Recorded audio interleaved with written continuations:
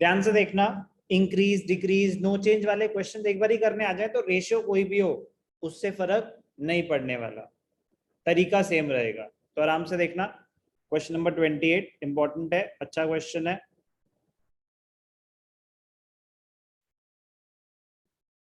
क्या गिवन है? Quick ratio of a company is 2:1। State giving reasons which of the following will improve, reduce और no change. ठीक है, given quick ratio formula क्या होता है?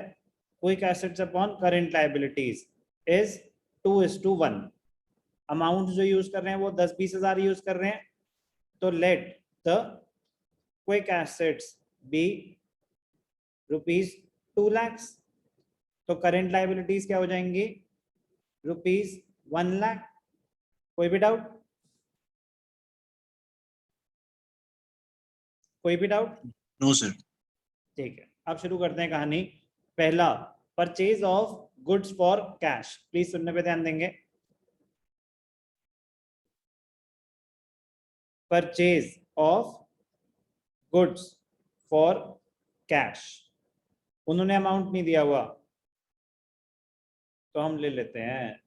Let us assume the amount was ₹50,000। आप 500 रुपए लोगे तो भी सेम ही बात रहेगी, अमाउंट कुछ भी हो। 50,000 हमारी कैलकुलेशन को इजी कर देता है अगर 2 लाख 1 लाख ले रखा है तो। अब ध्यान से देखना, इम्पैक्ट क्या होता है जब हम सामान खरीदते हैं, गुड्स खरीदते हैं, तो क्या होता है हमारा इम्पैक्ट? स्टॉक और इन्वेंट्री, करेंट एसेट्स बढ़ जाएंगे 50,000 से, और फॉर कैश है तो कैश, एक करेंट एसेट कम हो जाएगा 50,000 से। कोई डाउट? अब क्विक एसेट्स में तो इन्वेंट्री आती ही नहीं, ये ध्यान रखना है। क्विक एसेट्स में तो इन्वेंट्री आती ही नहीं। करंट रेशियो होता तो नो चेंज हो जाता, मतलब no change in the sense कि करंट एसेट्स चेंज ही नहीं हुए, करंट लायबिलिटीज चेंज नहीं हुई तो नो चेंज हो जाता। लेकिन अब क्या हुआ? In this case quick assets will reduce by ₹50,000 without any change in the current liability। Quick assets numerator कम हो रहा है, डिनोमिनेटर में कोई चेंज नहीं है, तो रिजल्ट तो गिरेगा ही गिरेगा रेशियो। तो क्विक रेशियो क्या हो जाएगा? 2 lakh minus 50,000 divided by 1 lakh. तो 1,50,000 divided by 1 lakh, which is equal to 1.5:1. Therefore, ratio will reduce. तो हमें ये ध्यान रखना था कि ये क्विक एसेट्स है, तो क्विक एसेट्स में क्या क्या आता नहीं है? इन्वेंट्री और प्रीपेड एक्सपेंसेस आते ही नहीं है, तो वो कंसिडर नहीं होंगे। तो जो रेशियो है उसके पॉइंट ऑफ व्यू से सोचना है। एक और करके दिखाता हूं, purchase of goods on credit. अब आपने क्रेडिट पे सामान खरीदा, बी अमाउंट दिया उन्होंने नहीं दिया, तो हम ले लेंगे purchase of goods on credit, assumption ₹50,000। Amount के साथ एक्सप्लेन करना आपके लिए इजी हो जाएगा, वरना कहानियां सुना रहे होगे। इम्पैक्ट, इम्पैक्ट क्या हुआ? स्टॉक और इन्वेंट्री, करंट एसेट्स बढ़ गए 50,000 से, at the same time creditors, current liability बढ़ गए 50,000 से। तो क्विक रेशियो, क्विक एसेट्स में क्या हुआ? 2 लाख के थे, कोई चेंज नहीं, क्विक एसेट्स अफेक्ट ही नहीं हुए। क्या कोई लेना देना है? यहाँ देखा ना, इसमें कहीं क्विक एसेट्स आ रहे हैं इम्पैक्ट में, तो क्विक एसेट्स को वो इम्पैक्ट ही नहीं कर रहे। करंट लायबिलिटीज 1 लाख से 50,000 हो गई, तो 2 लाख डिवाइडेड बाय 1,50,000, 4/3, 3 मतलब 3.33, 1.33, 4/3, 1.33:1। Therefore, the ratio will reduce. किसी को कोई डाउट? ए और बी? कोई doubt? No, sir. C, sold goods costing 20,000 for 20,000. चलो कर दे. Sold goods costing rupees 20,000 for rupees 20,000. Goods sold at par. Impact. पैसे आएंगे. Cash, current asset, quick asset भी होता है. कोई cash is included in both current asset और quick asset. तो हमारे काम का तो क्विक एसेट है, बढ़ जाएंगे 20,000 से. और क्या हुआ? Inventory. Inventory is only a current asset. Inventory कम हो जाएगी 20,000 से. तो जो इन्वेंट्री गई वो मेरे क्विक एसेट्स को तो अफेक्ट नहीं कर रही, क्योंकि वो तो क्विक एसेट्स में इंक्लूडेड ही नहीं होती. लेकिन जो कैश आया वो तो क्विक एसेट्स का पार्ट होता है, और कुछ हुआ नहीं, तो आपके क्विक एसेट्स बढ़ रहे हैं. तो quick ratio 2 lakh plus 20,000, 220 divided by 1 lakh.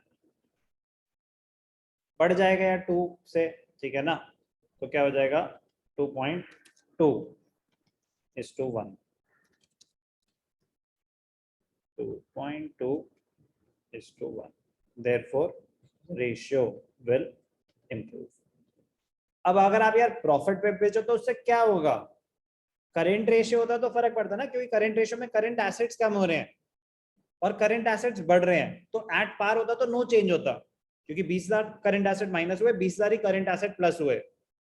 लेकिन क्विक रेशियो में इन्वेंट्री तो आती ही नहीं क्विक एसेट्स में, तो स्टॉक तो कम होना क्विक एसेट्स को अफेक्ट ही नहीं कर रहा. तो आप वो 20,000 का बेचो या 25,000 का बेचो या 15,000 का बेचो, उतने से तो आपके क्विक एसेट्स बढ़ ही रहे हैं. तो रेशियो तो इंप्रूव ही होगा हर केस में. अगर क्विक रेशियो 2:1 है और आप सामान बेच रहे हो, ध्यान से देखना, प्रॉफिट पे बेच रहे हैं इस केस में 20 के 22,000, तो थोड़ा सा फास्ट चल सकते हैं हम. डायरेक्टली इंपैक्ट पे आ जाते हैं. इंपैक्ट, कैश बढ़ा तो क्या हुआ? करंट एसेट्स, क्विक एसेट्स दोनों बढ़े 22,000 से. स्टॉक और इन्वेंट्री कम हुआ तो सिर्फ करंट एसेट्स कम हुआ. क्विक एसेट्स से तो कोई लेना देना नहीं है, सिर्फ करंट एसेट, क्विक एसेट्स बढ़ रहे हैं without any change in current liabilities. Therefore the ratio will improve. E, cash received from trade receivables. Cash आया, कैश इंक्रीज हुआ, डेटर्स कम हो गए, दोनों ही क्विक एसेट्स का पार्ट है. तो there will be no change. एक क्विक एसेट बढ़ गया, कुछ भी अमाउंट ले लो, 50,000 से बढ़ गया 50,000 से कम हो गया, 10,000 से बढ़ गया 10,000 से कम हो गया. क्विक एसेट्स चेंज नहीं हुए, करंट लायबिलिटी का कोई लेना देना नहीं है, नो चेंज. डर लगता है तुम्हारे एक्सप्रेशन से. Cash received from trade receivables,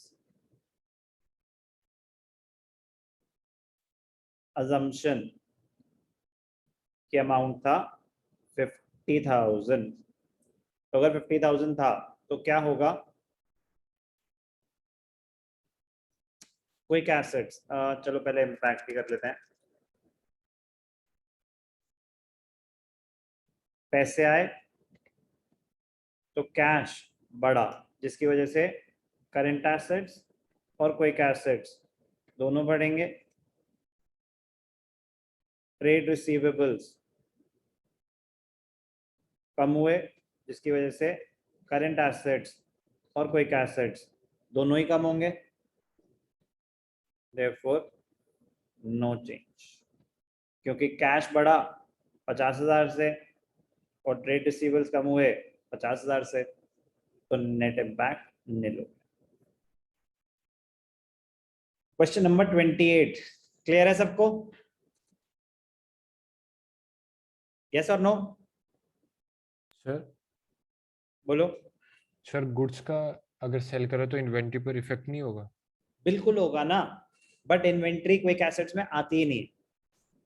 sir पर वो करंट एसेट को तो डिक्रीज करेगी, मतलब फिर से तो इम्पैक्ट ऑन क्विक रेशियो पूछ रहे हैं ना, करंट एसेट के वो क्या, अब जैसे हमने फिक्स्ड एसेट्स बेचे थे तो फिक्स्ड एसेट्स कम हो रहे थे, करंट रेशियो का उससे कोई लेना देना ही नहीं, जो कैश आ रहा है, पैसे आ रहे हैं, सिर्फ वही अफेक्ट करेंगे करंट रेशियो को। मुझे सिर्फ इन आइटम से मतलब है, अगर मैं impact on quick ratio study कर रहा हूँ तो मुझे सिर्फ और सिर्फ क्विक एसेट्स और करंट लाइबिलिटीज से मतलब है। अगर इनको अफेक्ट कर रहे हैं तो रेशियो में कोई चेंज आएगा, अदरवाइज बाकियों से मुझे कोई लेना देना नहीं है। Okay sir. Clear? Yes sir.